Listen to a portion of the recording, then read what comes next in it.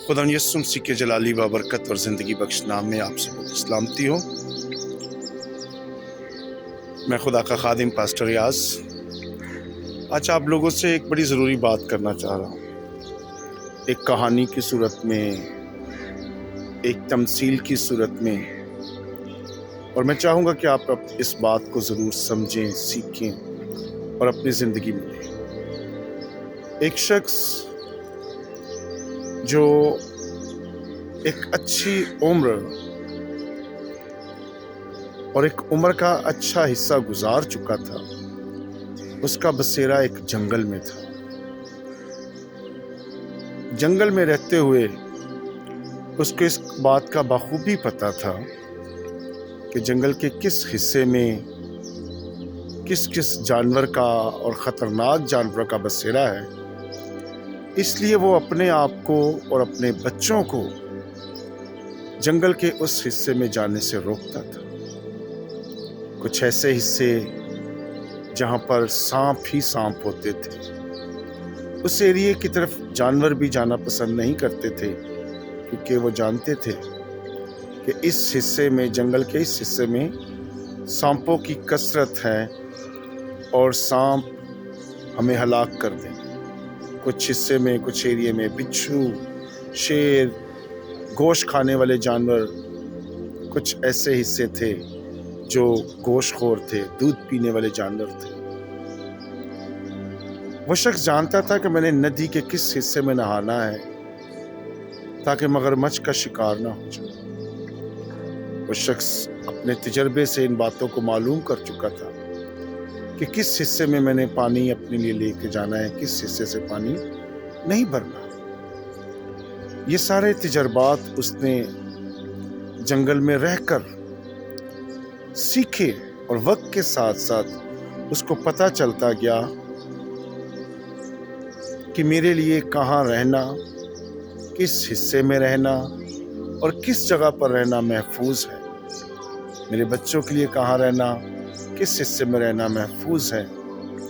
इसलिए उसने कोशिश ना की उस दायरे से बाहर निकलने की, और ना ही उसने अपने बच्चों को उस दायरे से निकलने के लिए तालीम दी।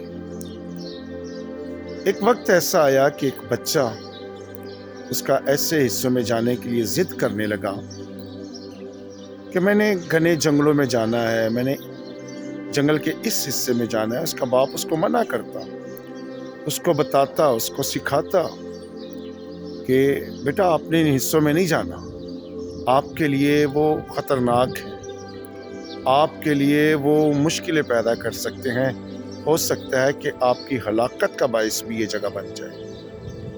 मगर बच्चा बज़िद था कि मैंने इन सारी चीज़ों को देखना है, पता नहीं मुझे मेरा बाप किस वजह से मना करता है, क्यों मुझ पर रोक टोक करता है। वो अपने बाप से नफरत करना शुरू हो गया। उसने अपने बाप से हकारत करना शुरू कर दी। उसने अपने बाप के खिलाफ मंसूबे बनाना शुरू कर दिए। वो हमेशा बाप से शिकवे और शिकायतें करता रहता।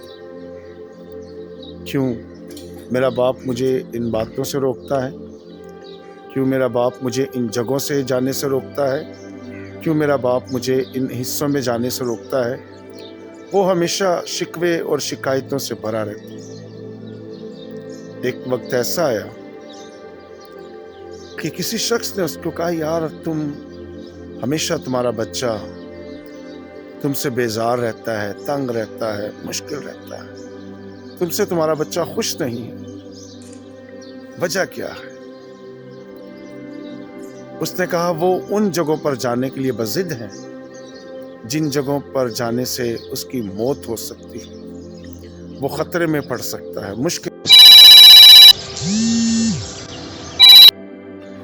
मुश्किलों का शिकार हो सकता है। उसका वहाँ जाना, वहाँ पर रहना, उसका वहाँ पर खाना पीना उसके लिए बहुत खतरनाक हो सकता है। उस आदमी ने कहा, तुम क्यों ऐसा सोचते हो, तुम क्यों ऐसा कहते हो, तुम क्या वजह है कि इस कदर उन एरियो से, इन चीज़ों से महताज रहने की कोशिश करते हो। اس نے کیا کیا؟ اس نے اس جنگل کے سب سے اونچے درخت پر کہا میرے ساتھ اس درخت پر چڑھو۔ جب وہ اس درخت پر چڑھ گیا، اس کے ساتھ جو اس جنگل کا بلند ترین درخت تھا، اس نے اس جنگل پر بیٹھ کر اپنے دوست کو کہا کہ میں آج تمہیں تمہارے سارے سوالوں کا جواب دوں گا کہ میں کیوں اپنے بچوں کو ان جگہوں سے دور رہنے کے لیے کہتا ہوں، کیوں اپنے بچوں کو اس بات کے لیے کہتا ہوں کہ یہاں پر آپ نے نہیں بیٹھنا، یہاں پر نہیں جانا۔ آج میں تمہیں بتاتا ہوں اس کے پیچھے وجہ کیا ہے۔ جب اس نے جنگل کے سب سے اونچے درخت پر چڑھ کر اس کو بتانا شروع کیا، اس نے کہا اس کے مشرق میں دیکھو، اس کے مغرب میں دیکھو، اس کے شمال میں دیکھو، اس کے دائیں دیکھو، بائیں دیکھو۔ وہ شخص سر پکڑ کے بیٹھ گیا، وہ شخص پریشان ہو گیا کہ یہ کیا۔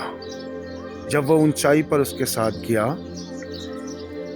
تو اس نے دیکھا کہ جن حصوں سے وہ اپنے بچے کو منع کرتا ہے وہاں پر سانپ ہی سانپ ہے، اور سانپ ایسے ہیں جو اپنے ہی بچوں کو بھی کھا رہے ہیں۔ سانپ ایسے ہیں جو کسی کا لحاظ نہیں کرتے، کسی کو انہوں نے باندھا ہوا ہے، کسی کے لیے کون سی مشکل پیدا کی۔ دوسری طرف دیکھا تو بھیڑیے تھے، بھیڑیے جو اس طاق میں رہتے تھے کہ اگر کوئی غلطی سے بھی اس طرف آ گیا تو ہم اس کو چیڑ پھاڑ کھائیں گے۔ ندی دریاؤں کی طرف جب اس نے دیکھا تو مگرمچھ طاق میں بیٹھے تھے، ان حصوں پر جن حصوں سے اس کا باپ منع کرتا تھا کہ کوئی شخص کوئی جاندار اس طرف آئے تو ہم اس کو اپنے خوراک بنا لیں۔ اس نے کہا بھائی کچھ سمجھ آئی کہ میں کیوں روکتا تھا؟ اس نے اس کو کہا بھائی اپنے بیٹے کو تو میں بہت سمجھاتا ہوں، مگر اس کو لگتا ہے کہ میں بے وقوف ہوں، میں ناسمجھ ہوں، میں بزدل ہوں، مجھے اس زمانے کی خبر نہیں۔ نہ جانے کتنی ہی دفعہ میں ان چیزوں کے راہ سے گزرا ہوں اور میں نے ان مشکلات کا سامنا کیا۔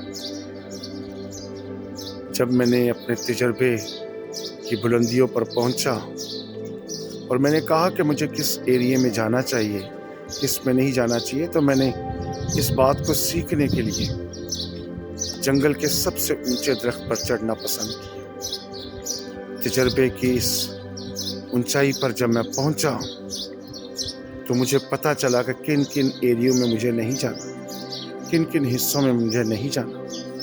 میں نے یہ سب کچھ تجربے سے سیکھا ہے، میں نے اس کے لیے کوشش کی ہے۔ میں نہیں چاہتا کہ میری اولاد ان پریشانیوں میں پڑے، ان مشکلات میں پڑے، اس لیے میں اس کو روکتا ہوں، ٹوکتا ہوں، اور میں اس کو اپنا سب سے بڑا دشمن لگتا ہوں۔ ہمارا خدا، ہمارا کلام بھی ہمیں روک ٹوک کرتا ہے۔ ایسی جگہوں سے، ایسے لوگوں سے ملاقات کرنے سے۔ وہ جنگل ہے، وہاں پر قانون ہے، کوئی دوسرے ایریے میں نہیں جاتا، جو دوسرے ایریے میں جاتا ہے وہ شکار ہو جاتا ہے۔